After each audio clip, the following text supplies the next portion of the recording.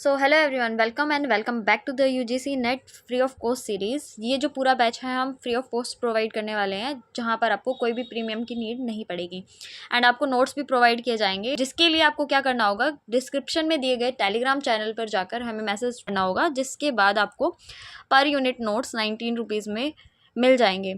क्योंकि काफ़ी ज़्यादा मेहनत लगी है इन नोट्स को प्रिपेयर करने में एंड काफ़ी ज़्यादा अच्छे नोट्स बने हैं, तो आप बिल्कुल यहाँ पर आप पढ़ सकते हैं फ्री ऑफ कॉस्ट। बट अगर आपको नोट्स चाहिए तो आपको जाकर मैसेज ड्रॉप करना पड़ेगा। सो स्टार्ट करते हैं आज का लेक्चर। जो फर्स्ट टॉपिक है हमारा रहने वाला है टीचिंग एप्टीट्यूड, जिसको हमने चैप्टर्स में प्रिपेयर किया है। काफ़ी अच्छे तरीके से नोट्स हमने प्रिपेयर किए हैं चैप्टर वाइज एंड सभी टॉपिक बहुत अच्छे से हम कवर करने वाले हैं। So let's begin the chapter.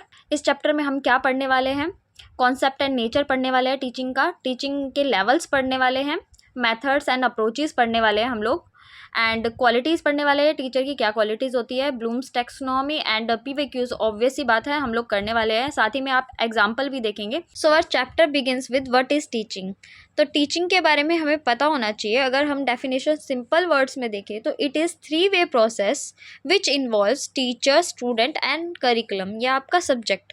तो ये तीन चीज़ें इन्वॉल्व होती हैं, इसीलिए 3-वे या ट्राईपोलर प्रोसेस हम इसे बोलते हैं।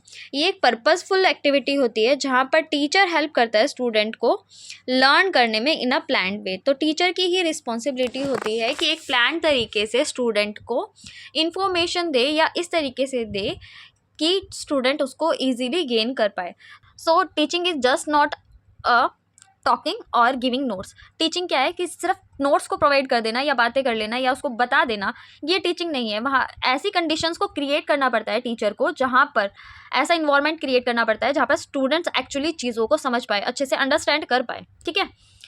एंड फेमस स्कॉलर्स जो रहे हैं टीचिंग में, जिन्होंने अपनी डेफिनेशंस दी हैं टीचिंग के लिए, तो वो एक बार हम देख लेते हैं। फर्स्ट है एन.एल. गागे, जिन्होंने टीचिंग के बारे में क्या कहा है, one person influencing another person to learn. ठीक है। क्या कहते हैं ये कि एक पर्सन दूसरे पर्सन को जहाँ पर इन्फ्लुएंस करे या मोटिवेट करे याद करने के लिए, कोई चीज़ सीखने के लिए।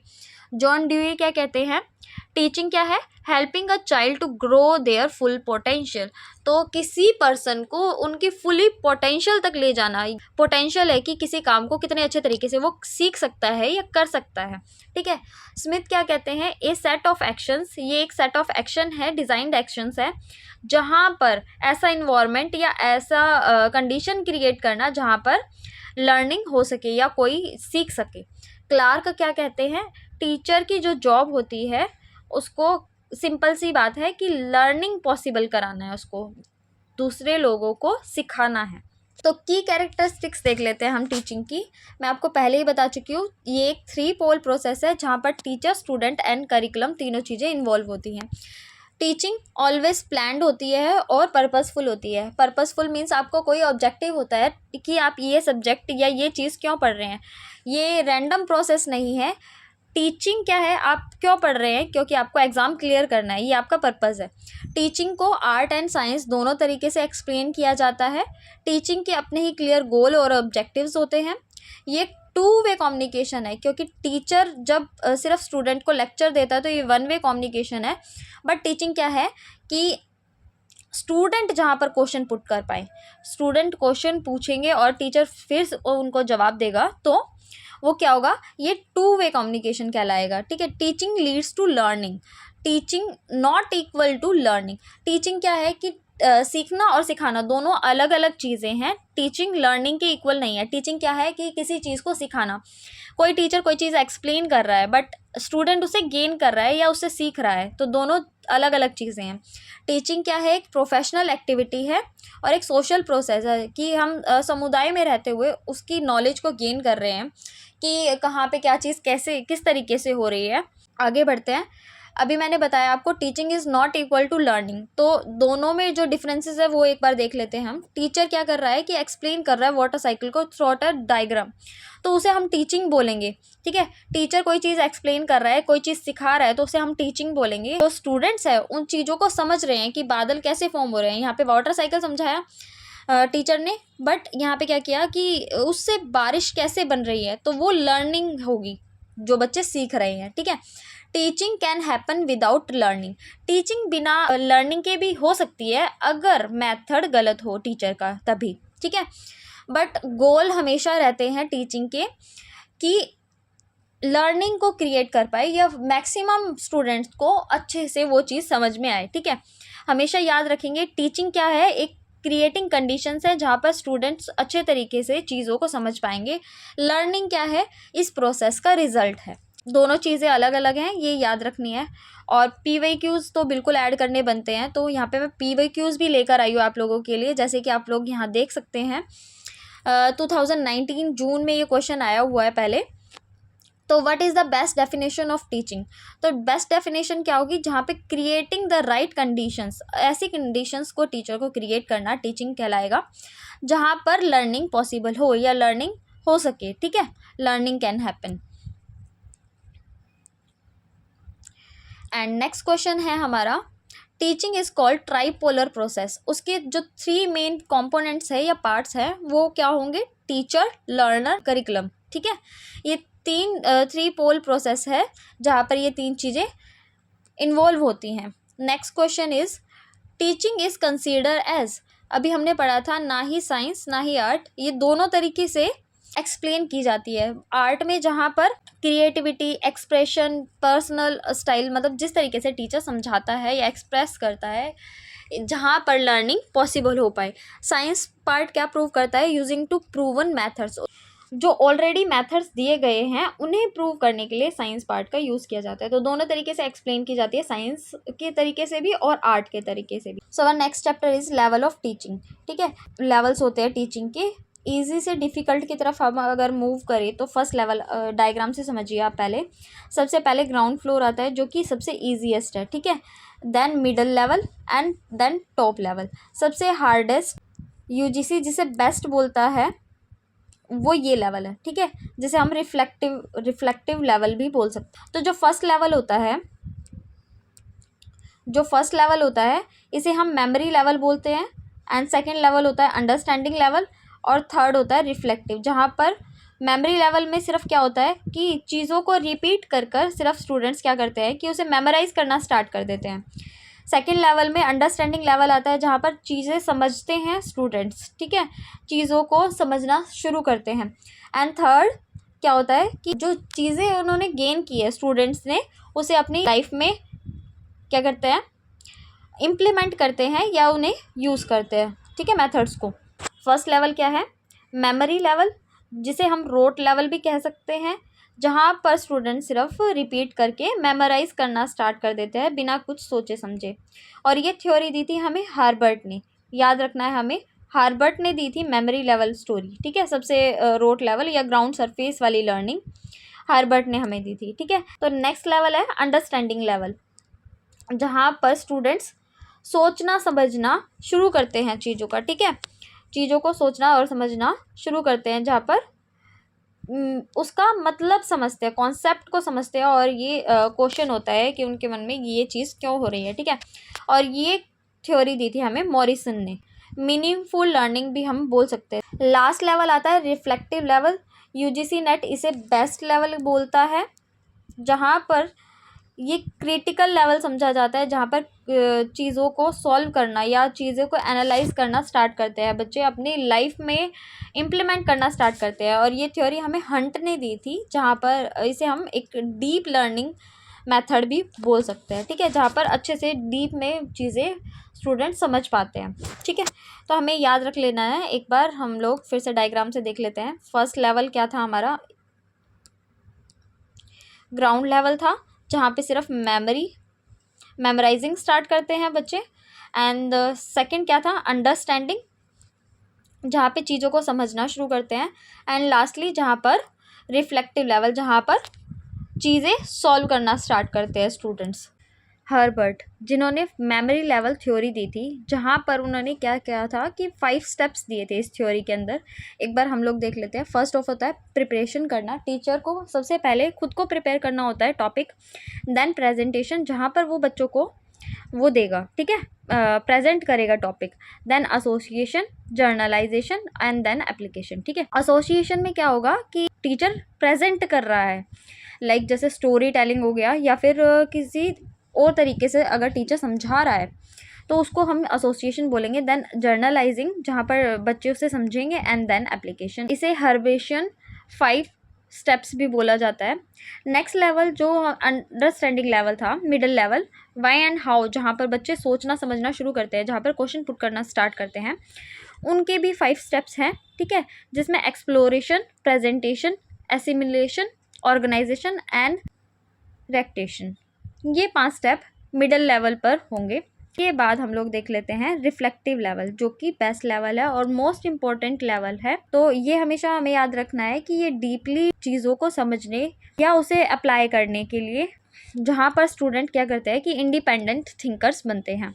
तो यहाँ पर कुछ एग्जाम्पल दिए हैं तीनों लेवल्स के लिए, जहाँ पर फर्स्ट में मेमोरी लेवल में स्टूडेंट सिर्फ नॉलेज को मग्जअप करते हैं, जैसे कि ये इक्वेशन अगर कोई टीचर देगा तो बिना सोचे समझे जहाँ पर स्टूडेंट्स इसको मेमोराइज करना स्टार्ट कर देंगे। सेकेंड लेवल अंडरस्टैंडिंग, जहाँ पर बच्चों ने ये पूछा कि अगर क्लोरोफिल ही ना हो प्लांट्स के पास तो वो अपना फूड कैसे बनाएंगे, ठीक है।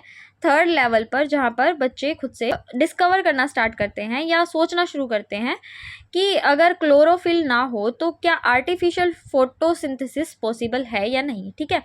यूजीसी नेट रिफ्लेक्टिव लेवल को हमेशा बेस्ट लेवल ऑफ टीचिंग मानता है, ठीक है। ये आपको याद रखना है कि बेस्ट लेवल अगर हमें आपसे पूछा जा रहा है तो आप रिफ्लेक्टिव लेवल को टिक मार्क करके आएंगे, ठीक है। नेक्स्ट हम पीवीक्यूज देख लेते हैं। एंड मॉरिसन किस थ्योरी से एसोसिएटेड है, किस लेवल से एसोसिएटेड है, तो ये जो सेकेंड लेवल था मिडिल लेवल, मॉरिसन और मिडिल लेवल, इस तरीके से आप याद रख सकते हैं कि मिडिल लेवल मॉरिसन ने दिया था, ठीक है। Next question is which level of teaching help students to think critically, मतलब जहाँ पर डीप में बच्चे पढ़ रहे हैं, तो लास्ट वाला था टॉप वाला रिफ्लेक्टिव, तो रिफ्लेक्टिव लेवल पर। नेक्स्ट इज हर्बर्ट के 5 स्टेप, जो अभी मैंने 5 स्टेप बताए थे ना, हर्बर्ट के 5 स्टेप थे और मिडिल लेवल पर 5 स्टेप थे, तो वो बताने हैं, ठीक है। मेमोरी लेवल के हर्बर्ट के 5 स्टेप किस पर थे, मेमोरी लेवल पर थे, और वो कौन कौन से थे, preparation, presentation, association, generalization and application. अब इतना पीडीएफ देखकर तो आप समझ में आ ही गया होगा आप लोगों को कि कितनी ज़्यादा क्वालिटी कंटेंट हमने प्रोवाइड किया है इसमें। अगर आपको ये नोट्स चाहिए तो आप टेलीग्राम पर जाकर हमें मैसेज ड्रॉप कर सकते हैं, जहाँ से आपको सिर्फ 19 रुपीज़ में पर यूनिट नोट्स मिल जाएंगे, ठीक है। क्योंकि इतना तो बनता ही है, काफ़ी ज़्यादा रिसर्च लगी है, काफ़ी ज़्यादा अच्छे तरीके से हमने इसे नोट्स को प्रिपेयर किया है, ठीक है। अब थर्ड चैप्टर की तरफ चलते हैं हम लोग। थर्ड चैप्टर है हमारा methods and approaches of teaching, ठीक है। क्या क्या मेथड्स या अप्रोचेज यूज़ की जाती है टीचिंग करने के लिए, टेबल से देख लेते हैं कि क्या क्या मेथड्स होते हैं। जैसे कि लेक्चर मेथड में क्या होगा, सिर्फ कि टीचर बताएगा और ये 1 वे कम्युनिकेशन होगा, ठीक है। और मोस्टली ये यूज़ किए जाते हैं किसके लिए, थ्योरी टॉपिक्स के लिए यूज़ किए जाते हैं। सेकंड आता है डिस्कशन मेथड, जहाँ पर टीचर और स्टूडेंट दोनों आपस में बात करते हैं, डिस्कस करते हैं टॉपिक को, तो ये 2 वे प्रोसेस होता है। एंड जहाँ पर प्रॉब्लम को एनालाइज करना होता है, जहाँ पर सॉल्यूशन निकालते हैं, तो वहाँ पर क्या यूज़ किया जाता है, ये डिस्कशन मेथड यूज़ किया जाता है। डेमोन्स्ट्रेशन क्या होता है कि जहाँ पर टीचर शो करेगा, स्टूडेंट सिर्फ देखेंगे, जैसे कि साइंस प्रैक्टिकल्स, जहाँ पर लैब में केमिकल्स के साथ प्रैक्टिकल्स होते हैं ना, टीचर दिखाता है कि तुम्हें ऐसे ऐसे करना है, तो वहाँ पे डेमोन्स्ट्रेशन लेवल मेथड यूज़ किया जाता है, ठीक है। देन आता है प्रोजेक्ट मेथड, जहाँ पर स्टूडेंट लर्न करते हैं खुद से करके, रियल प्रोजेक्ट्स को करके और फिर समझते हैं। और ये थ्योरी, ये जो प्रोजेक्ट मेथड है वो किसने दिया था, किलपैट्रिक ने दिया था, ठीक है। ये याद रखना, ये क्वेश्चन पूछा जाता है एग्जाम में। एक्टिविटी बेस्ड लर्निंग, मतलब यहाँ पर स्टूडेंट्स खुद से करके समझते हैं। देन आता है प्रॉब्लम सॉल्विंग, जहाँ पर रियल लाइफ को प्रॉब्लम सॉल्व करते हैं स्टेप बाय स्टेप स्टूडेंट्स, ठीक है। ये हायर थिंकिंग को इन्वॉल्व करता है, जहाँ पर हायर थिंकिंग की ज़रूरत होती है वहाँ पर प्रॉब्लम सॉल्विंग का मेथड यूज़ किया जाता है। इंडक्टिव से आपको याद रखना है कि पहले एग्जाम्पल दिया जाएगा, देन रूल बताया जाएगा, ठीक है। बॉटम टू टॉप जाएगा ये inductive, and top to bottom आने वाले को क्या बोलते हैं, डिडक्टिव, ठीक है। दोनों मेथड मैंने आपको बता दिया, जहाँ ये यूज़ करते हैं हम लोग मैथ्स में। इंडक्टिव मेथड कहाँ यूज़ किया जाता है, मोस्टली साइंस और मैथ्स के लिए। And deductive method first of all rule बताया जाएगा, देन एग्जांपल्स दिए जाएंगे, वो लैंग्वेजेस और ग्रामर में। अब पहले आता था ना कि पहले डेफिनेशंस देते थे, रूल बता देते थे, देन जैसे करके मतलब एग्जाम्पल लिख देते थे वहाँ पे ग्रामर वगैरह में, तो वो आपको याद होगा। And next is heuristic method, जहाँ पे स्टूडेंट डिस्कवर करते हैं ट्रूथ देमसेल्फ, मतलब जहाँ पर जैसे कि अब पोस्ट ग्रेजुएशन में भी आपने देखा होगा या कॉलेजेस में देखा होगा कि लेक्चर्स तो बहुत ज़्यादा कम लगते हैं। लेक्चर्स कम क्यों लगते हैं, वहाँ पर टीचर क्या करते हैं कि खुद से बच्चों को अपना टॉपिक दे दिया जाता है और वो सोल्व करते रहते हैं, मतलब टीचर कोई लेक्चर लेगा या नहीं लेगा, टीचर सिर्फ गाइड करते हैं वहाँ पर, और जो स्टूडेंट्स हैं उन्हें खुद से ही समझना होता है टॉपिक को, ठीक है। और डिस्कवरी लर्निंग बोलते हैं जिसे हम खुद से ही टॉपिक को समझना होगा जहाँ पे स्टूडेंट्स को, ठीक है। नेक्स्ट मेथड आता है सोक्रेटिक मेथड, जहाँ पर टीचर क्वेश्चन करते हैं और स्टूडेंट को सोचकर उनका जवाब देना होता है, ठीक है। और ये किसने दिया था? सोक्रेट्स ने दिया था ये मेथड।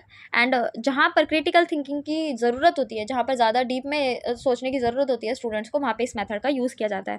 देन आता है टीम टीचिंग, जहाँ पर 2 और मोर स्टूडेंट्स टीचर्स मिलकर पढ़ाते हैं, ठीक है, क्रॉस सब्जेक्ट टॉपिक। मैथ्स और साइंस का कंबाइंड टॉपिक आता है, तो वहाँ पर क्रॉस सब्जेक्ट टॉपिक्स, जैसे दो सब्जेक्ट साथ में आ गए तो उसे क्रॉस सब्जेक्ट बोला जाता है।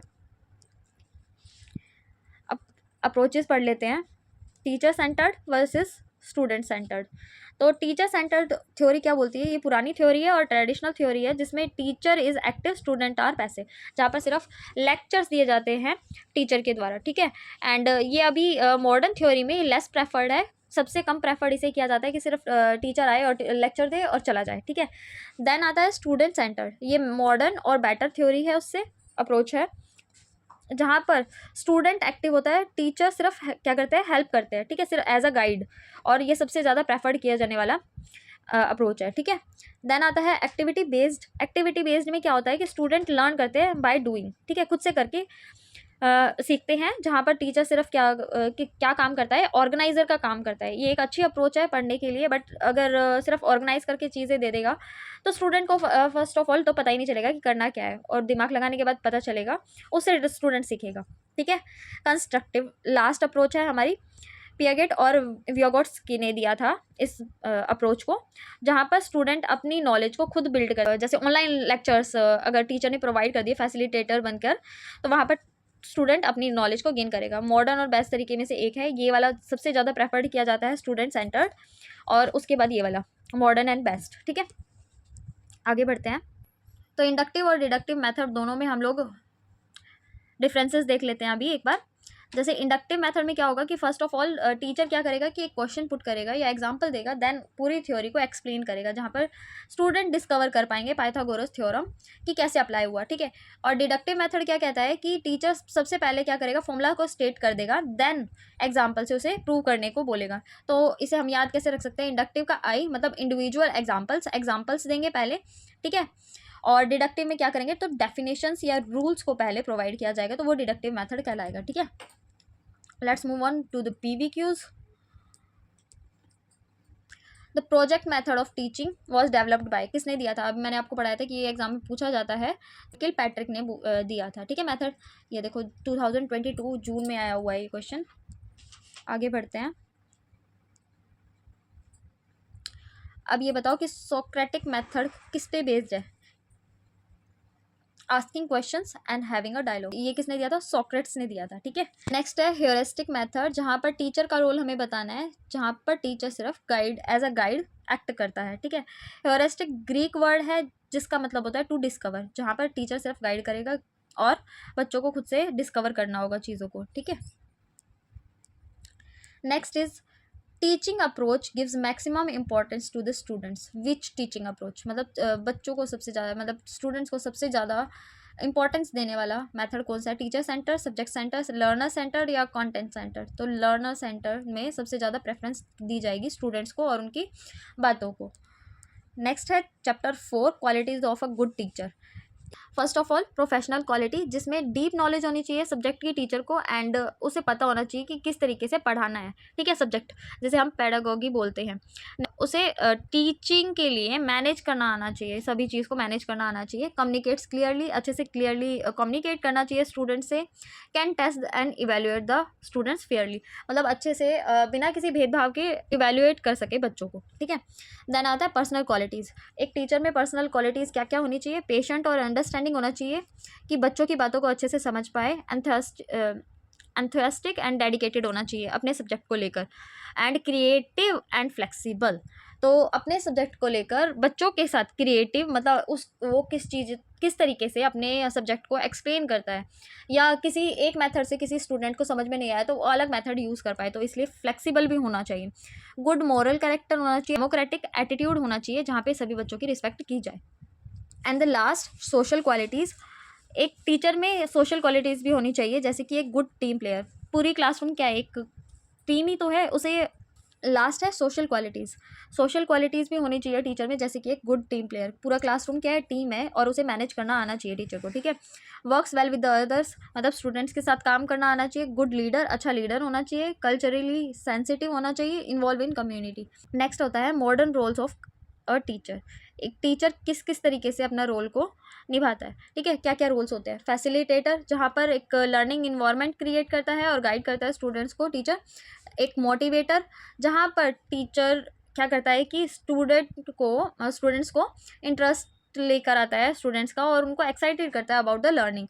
इवैल्यूएटर, जहाँ पर टेस्ट कर पाए स्टूडेंट्स का फेयरली, ठीक है, उनकी नॉलेज का। इनोवेटर, जहाँ पर नए मेथड्स को टीचर लेकर आता है, तो इनोवेटर भी रोल प्ले करता है। एंड काउंसिलर, जहाँ पर स्टूडेंट को पर्सनली एंड एकेडमिक प्रॉब्लम्स में टीचर हेल्प करता है, वहाँ पे काउंसिलर रोल प्ले करता है, ठीक है। रिसर्चर का कहाँ पे, जहाँ पे नए वेज को, टीचिंग के नए वेज को क्या करता है, रिसर्च करता है टीचर। मैनेजर, जहाँ पर क्लासरूम को क्या करता है, ऑर्गेनाइज करता है, टाइम को और रिसोर्सेज को ऑर्गेनाइज करता है। रोल मॉडल, एक अच्छा रोल मॉडल बनता है स्टूडेंट्स के लिए अच्छी वैल्यूज़ और एथिक बिहेवियर के साथ। Let's move on. अब क्या होता था कि जो ओल्ड मेथड होता था, traditional method versus modern method, एक बार पढ़ लेते हैं दोनों में डिफरेंसेस। और फ्रिक्वेंटली आस्क, मतलब काफ़ी ज़्यादा बार पूछा जाता है। तो ओल्ड वे क्या था, टीचर क्या करता था कि 45 मिनट्स आया और स्टूडेंट्स को कॉपी भी प्रोवाइड की या सिर्फ लेक्चर दिया और देन मूव ऑन, ठीक है। ओनली टीचर टॉक्स, जहाँ पर सिर्फ टीचर बात करके और चला गया, ठीक है। मॉडर्न अप्रोच क्या कहती है, मॉडर्न वे क्या कहता है, टीचर गिव्स अ प्रॉब्लम, जहाँ पर टीचर बच्चों को प्रॉब्लम देता है, मतलब कोई क्वेश्चन पुट किया एंड देन स्टूडेंट आपस में डिस्कस करेंगे ग्रुप्स में, एंड टीचर क्या करेगा, उनको हेल्प करेगा।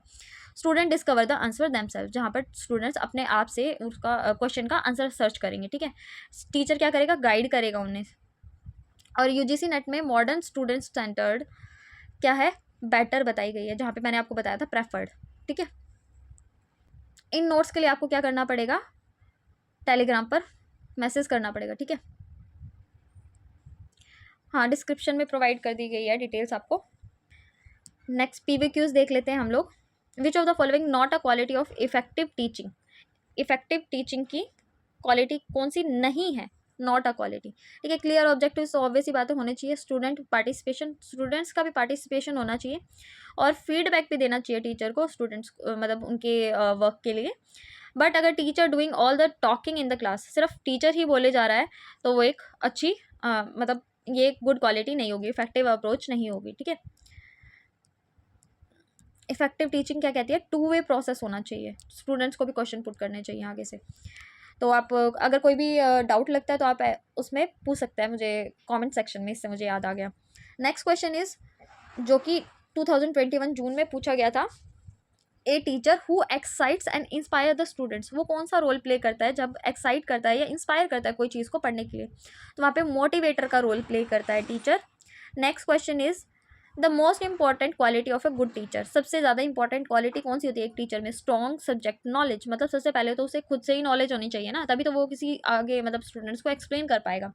और एबिलिटी टू एक्सप्लेन क्लियरली, अच्छे से एक्सप्लेन कर पाए चीज़ों को।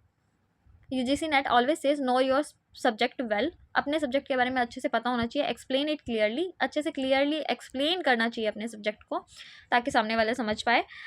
The most important quality of a teacher, तो ये सबसे ज़्यादा इंपॉर्टेंट क्वालिटी होती है। नेक्स्ट हम मूव ऑन करते हैं ब्लूम्स टैक्सोनॉमी पे। इसकी हम 3 डोमेन्स एंड 6 लेवल्स पढ़ने वाले हैं, जहाँ पर फर्स्ट ऑफ ऑल हम पढ़ते हैं व्हाट इज़ ब्लूम्स टैक्सोनॉमी। ये ब्लूम टैक्सोनॉमी क्या है। First of all Benjamin Bloom ने 1956 में एक सिस्टम क्रिएट किया जहाँ पे वो एजुकेशनल गोल्स को डिफरेंट लेवल्स में क्लासीफाई कर पाए या बांट पाए, एंड लैडर ऑफ लर्निंग, तो एक सीढ़ी जो अलग अलग लेवल्स थे उससे बांट दिया उसने, ठीक है। लर्निंग को अलग अलग लेवल में बांट दिया, जहाँ पे ईजीएस्ट क्या था, सबसे नीचे वाला स्टेप था, एंड रंग मतलब स्टेप, ठीक है। सबसे नीचे वाला स्टेप था वो ईजीएस्ट था, बॉटम वाला, एंड टॉप वाला जो स्टेप था वो सबसे हार्डेस्ट था, ठीक है। ईजी से और हार्ड की तरफ उसने क्लासीफाई किया था। यस, इट वॉज अपडेटेड और रिवाइज्ड बाय एंडरसन एंड कारथॉल, ठीक है। और उन्होंने कब किया था रिवाइज इसे? 2001 में। 3 मेन डोमेन्स होती हैं इसकी, जो यहाँ हमने पढ़ी। 3 मेन डोमेन्स कौन सी होती है? Head, heart and hand. First of all head में बात करें, हेड डोमेन में हम अगर बात करेंगे तो ये थिंकिंग लेवल पर काम करता है, या कॉग्निटिव बोल सकते हैं हम इसे। एंड हार्ट में क्या होगा कि ऑब्वियस सी बात है, फीलिंग्स महसूस हो रही है, वैल्यूज़ पता चल रही है किसी चीज़ की, तो वो हार्ट डोमेन में होगा। अफेक्टिव, किसी चीज़ से अफेक्शनेट होना, अफेक्ट होना, तो वो क्या होगा? फीलिंग्स लेवल पर होगा या फिर हार्ट डोमेन में होगा।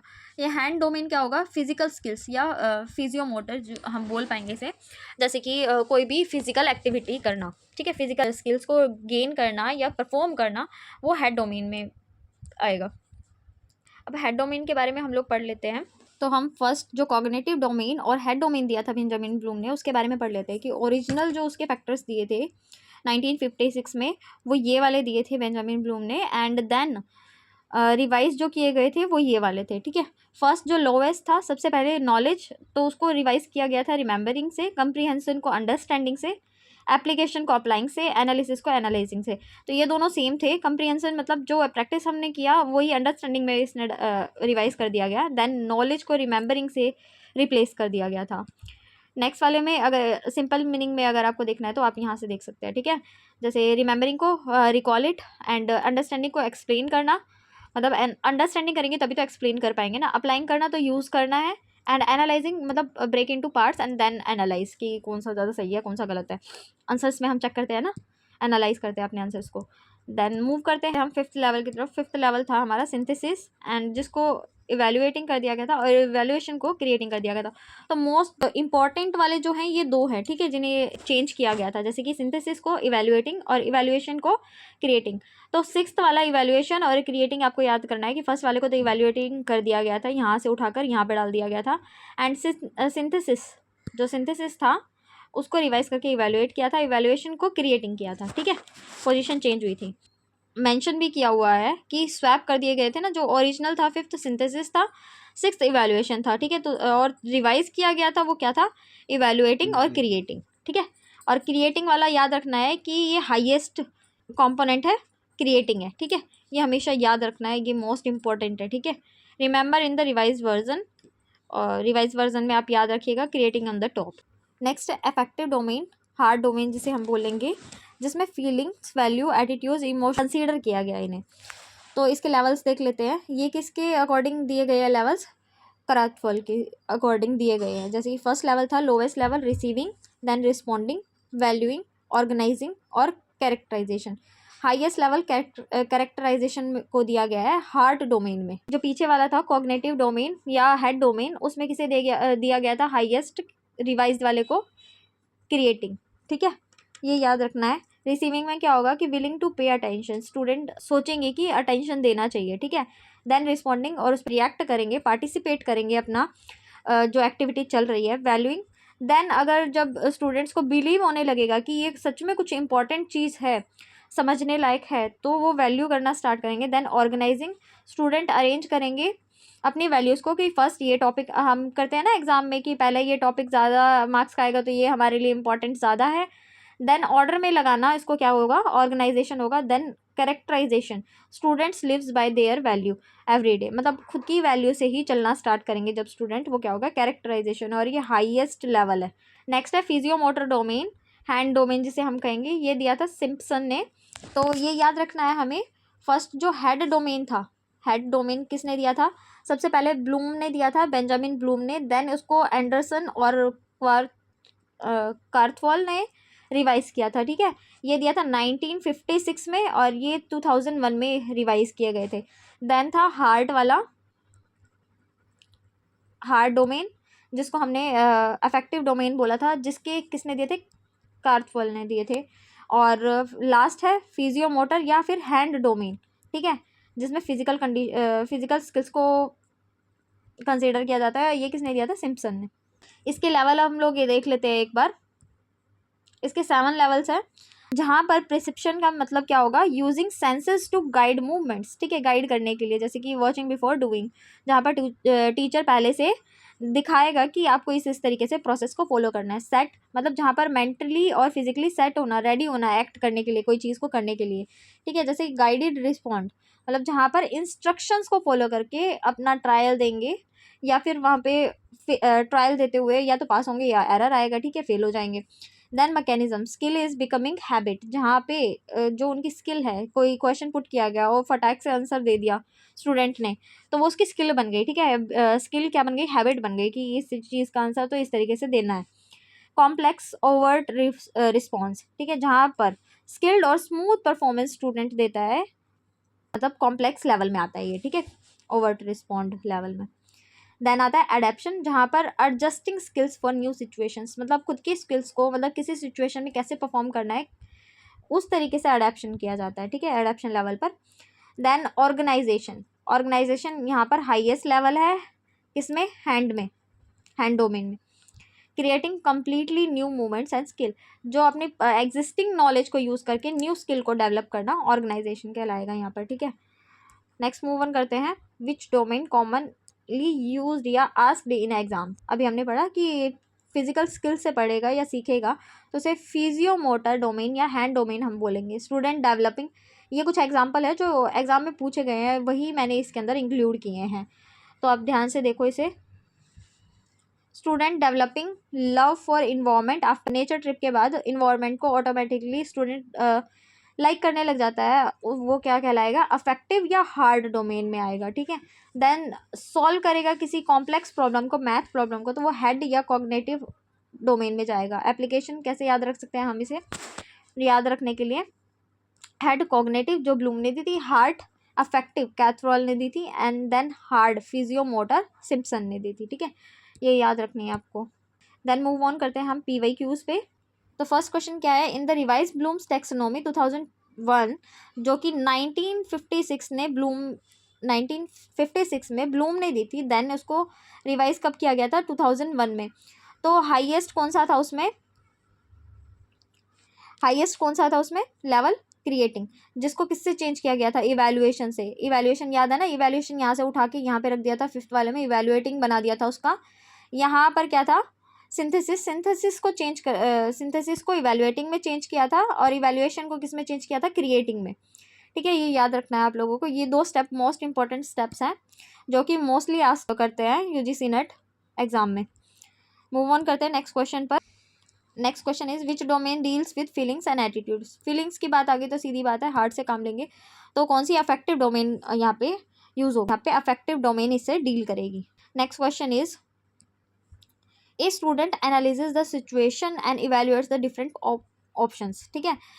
एक स्टूडेंट है जो सिचुएशन को एनालाइज करेगा, मतलब समझेगा, और उसको डिफरेंट ऑप्शंस के साथ इवेल्युएट करेगा, ठीक है। तो वो कौन से लेवल से बिलोंग करेगा, एनालिसिस एंड इवेल्युएशन, जो हायर ऑर्डर ऑफ थिंकिंग है, ठीक है। खुद से इवेल्युएट करेगा और उसको समझेगा क्या चीज़ उसे चेंज करनी चाहिए। Next chapter is chapter 6, factor affecting teachings and classroom climate. तो क्लासरूम के क्लाइमेट को और टीचिंग को कौन कौन से फैक्टर्स अफेक्ट करते हैं, ठीक है। कुछ की फैक्टर्स हैं ये, जैसे कि टीचर की तरफ से सब्जेक्ट की नॉलेज और टीचिंग स्किल्स अफेक्ट करेंगे, कम्युनिकेशन एबिलिटी अफेक्ट करेगी, वर्बल और नॉन वर्बल किस तरीके से वो टीचर पढ़ाता है, और टीचर की personality, enthusiasm, attitude towards the students के प्रति उसका कैसा व्यवहार है, ये सब चीज़ें टीचर्स की तरफ से फैक्टर्स होते हैं जो अफेक्ट करते हैं। देन स्टूडेंट की तरफ से क्या, प्रियोरियर नॉलेज एंड बैकग्राउंड, उसका नॉलेज कैसा है।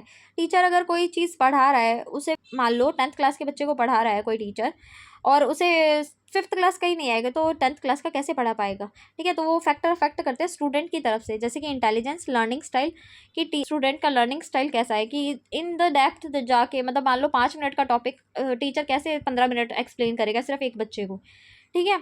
देन मोटिवेशन, कितना मोटिवेट हो सकता है स्टूडेंट करने के लिए। फिजिकल एंड मेंटल हेल्थ कैसी है बच्चे की, एंड होम इन्वायरमेंट, उसके घर का इन्वायरमेंट कैसा है, ये सब चीज़ें फैक्टर्स किसकी तरफ से होती है, स्टूडेंट की तरफ से होती है। देन क्लासरूम और स्कूल फैक्टर्स, क्लासरूम और स्कूल फैक्टर्स कैसे हो सकता है कि अगर क्लास का साइज स्मॉलर है तो बेटर टीचिंग होगी, अगर क्लास में कम बच्चे हैं तो अच्छे तरीके से टीचर उनको पढ़ा पाएगा या बच्चे अच्छे तरीके से पढ़ पाएंगे। Then lighting, ventilation, seating arrangement होता है, और availability of resources, books and technology, ये सब चीज़ें भी फैक्टर अफेक्टिंग में आती हैं। अगर अच्छा नहीं होगा लाइटिंग, वेंटिलेशन, सिटिंग अरेंजमेंट, तो टीचिंग भी अच्छी नहीं हो पाएगी। ठीक है। देन है टीचर स्टूडेंट रिलेशनशिप टाइप्स। ठीक है। फर्स्ट टाइप है डेमोक्रेटिक, और ये सबसे ज़्यादा बेस्ट टाइप यूजीसी नेट के अकॉर्डिंग होता है। ये कैसे काम करता है? Teacher respect the students, what talk openly and flexible rules. यहाँ पे ऐसा कोई फिक्स रूल नहीं है कि यहाँ पे मैं नहीं समझाऊंगा, टीचर की तरफ से ऐसे आ जाए, और क्या होगा कि टीचर रिस्पेक्ट करेगा स्टूडेंट्स को, और स्टूडेंट्स से अच्छे तरीके से मतलब ओपनली टीचर से अपनी प्रॉब्लम्स के बारे में शेयर कर पाएंगे। Then affect on the students, higher learning, मतलब अच्छे तरीके से लर्निंग कर सकते हैं, क्रिएटिविटी ज़्यादा होती है और कॉन्फिडेंट ज़्यादा होते हैं बच्चे। देन आता है ऑटोक्रेटिक, जिसमें टीचर कंट्रोल करता है सभी चीज़ों को, एंड स्टूडेंट क्या करते हैं? सिर्फ आदर करते हैं टीचर्स के रूल का, और इसमें कोई बातचीत नहीं होती, तो लोग क्रिएटिविटी को मोटिवेट करते हैं, और बच्चे जो है डरे डरे रहते हैं या स्कैर्ड रहते हैं, मतलब कि अपने क्वेश्चन अच्छे से पूछ नहीं पाते। And then laissez faire, teacher is careless, teacher को कोई ध्यान नहीं है, कोई गाइडेंस नहीं है, कोई स्ट्रक्चर नहीं है, कुछ नहीं पढ़ा रहा है टीचर, तो लेजिस फेयर में जाएगा। ये मेथड है जो क्या करता है? कन्फ्यूज़न क्रिएट करता है, और लो अचीवमेंट, बच्चे भी अच्छे से अचीव नहीं कर पाते हैं। देन अफेक्शनेट, तो इसमें क्या होगा कि ये एक अच्छा मेथड है, वार्म, केयरिंग, इमोशनली सपोर्टिव होता है टीचर और स्टूडेंट्स दोनों ही, और हाईली मोटिवेट एंड कॉन्फिडेंस को बिल्ड करने वाला मेथड है। ठीक है। नेक्स्ट मूव ऑन करते हैं। UGC NET always choose the democratic as the best atmosphere. जो डेमोक्रेटिक एटमोसफियर है वो बेस्ट यूजीसी नेट कंसिडर करता है। डेमोक्रेटिक में क्या? म्यूचुअल रिस्पेक्ट होती है। डेमोक्रेटिक में क्या है? म्यूचुअल रिस्पेक्ट होती है, टीचर भी रिस्पेक्ट करता है स्टूडेंट की, और स्टूडेंट भी रिस्पेक्ट करता है टीचर की। देन स्टूडेंट की वॉइस की वैल्यू होती है कि स्टूडेंट को अगर कोई डाउट है तो वो आराम से ओपनली अपने टीचर से उसको डिस्कस कर पाता है। ठीक है। और ये 2 वे कम्युनिकेशन है कि दोनों तरफ से कम्युनिकेशन हो रही है। ठीक है। Let's move on to the PVQs। First question is which type of the classroom atmosphere best for the learning. तो अभी हमने पढ़ा है डेमोक्रेटिक सबसे बेस्ट वाला इन्वायरमेंट होता है। Then most important factor of effective teaching is, सबसे ज़्यादा क्या चीज़ इफेक्ट करती है टीचिंग को? तो क्लियर ऑब्जेक्टिव, सबसे पहले ऑब्जेक्टिव क्लियर होने चाहिए, गोल सेट होने चाहिए कि हम टीचिंग क्यों कर रहे हैं, क्यों करा रहे हैं, और गुड कम्युनिकेशन होनी चाहिए, टीचर और स्टूडेंट दोनों की तरफ से अच्छी कम्युनिकेशन होनी चाहिए, ताकि एक अच्छी टीचिंग को डेवलप किया जा सके या अच्छी लर्निंग को डेवलप किया जा सके। ठीक है। देन हम पढ़ लेते हैं एक बार कुछ अलग इम्पॉर्टेंट टॉपिक्स। तो फर्स्ट ऑफ ऑल हम देखते हैं मैक्सिम ऑफ टीचिंग। तो मैक्सिम मतलब रूल्स देख लेते हैं टीचिंग के क्या क्या होते हैं। तो कुछ गोल्डन रूल्स दिए गए हैं टीचिंग के लिए जो टीचर को फॉलो करने चाहिए। ठीक है। मैक्सिम क्या बताता है? The correct order of the teaching, how to teach, कि बच्चों को कैसे पढ़ाया जाए। ठीक है। ये कुछ रूल्स है जहाँ पर नॉन अननोन मतलब टीचर कहाँ से स्टार्ट करे, जो स्टूडेंट्स को पता है। Then introduce the new things, उसके बाद ही टीचर उनको नई चीज़ों से इंट्रोड्यूस कर पाएगा, सबसे पहले इवेल्युएट करेगा। ठीक है। देन सिंपल एंड कॉम्प्लेक्स, सबसे पहले इजी टॉपिक्स को एक्सप्लेन करेगा teacher, then move on to the next difficult ones. Then concrete and abstract, ये मेथड, ये क्या कहता है रूल कि सबसे पहले रियल ऑब्जेक्ट को पढ़ाओ, कॉन्क्रीट मतलब रियल ऑब्जेक्ट को पढ़ाओ, देन एब्स्ट्रैक्ट मतलब उसके आइडियाज़ और कॉन्सेप्ट को बताओ। देन पर्टिकुलर और जनरल, सबसे पहले एक स्पेसिफिक एग्जाम्पल दो, देन उसके बाद जनरल रूल को उनके सामने रखो। ठीक है। स्टूडेंट्स के सामने। होल एंड पार्ट्स, वही ना, और रियल वाला, और मतलब सबसे पहले पूरा पार्ट रख दो, देन उसको डिटेल में छोटा छोटा तोड़ के समझाओ। और उसके बाद है फिजियोलॉजिकल और लॉजिकल। तो सबसे पहले क्या होता है? स्टूडेंट का जो इंटरेस्ट है वो बिल्ड करना होता है टीचर को। देन उसके बाद क्या कहता है कि बच्चों को समझाना शुरू कर देता है, ना कि सीधा बुक उठाया और बुक में से पढ़ के और सुना दिया। ठीक है। देन है एनालिसिस एंड सिंथेसिस। तो breaking things into the parts first, मतलब छोटी छोटी चीज़ों को पहले समझाना शुरू किया। तो ऐसा नहीं है कि यहाँ पे अगर आप समझ रहे हैं कि ये होल पार्ट्स और एनालिसिंग सिंथेसिस दोनों अलग अलग चीज़ें हैं, दोनों ही दे दिए। ठीक है। इसमें क्या है कि होल पार्ट पहले पूरा की पूरा टीचर ने बता दिया, देन उसके एक एक पार्ट को समझाना शुरू किया। उसने पहले समझाया नहीं था। यहाँ पे क्या किया कि चीज़ों को छोटे छोटे तरीकों में, टुकड़ों में बांट के और उसको पूरी चीज़ को समझा देना। ठीक है। ये दोनों अलग अलग चीज़ें हैं। तो नेक्स्ट हम देख लेते हैं माइक्रो टीचिंग। तो माइक्रो टीचिंग क्या होती है कि एक स्मॉल बैच में 5 या 10 स्टूडेंट्स को पढ़ाना थोड़ी देर के लिए, और एक ही स्किल पर काम करना, ठीक है। ये होती है माइक्रो टीचिंग, और ये डेवलप की थी सैंडफोर्ड यूनिवर्सिटी ने इन 1961। और किसने डेवलप की थी? ड्वाइट एलन ने, ठीक है। ये याद रखना है, ड्वाइट एलन और उसकी टीम ने इसको डेवलप किया था सैंडफोर्ड यूनिवर्सिटी में, माइक्रो टीचिंग को, ठीक है। देन क्या था इसमें आपको याद रखना है कि teach, feedback, then plan, replan, मतलब यहाँ से पहले प्लान करेगा ना teacher, plan, teach, feedback, replan, ठीक है। रीप्लान देन फिर से रीटीच, ये प्रोसेस चलता है इसमें, ठीक है। मूव ऑन करते हैं।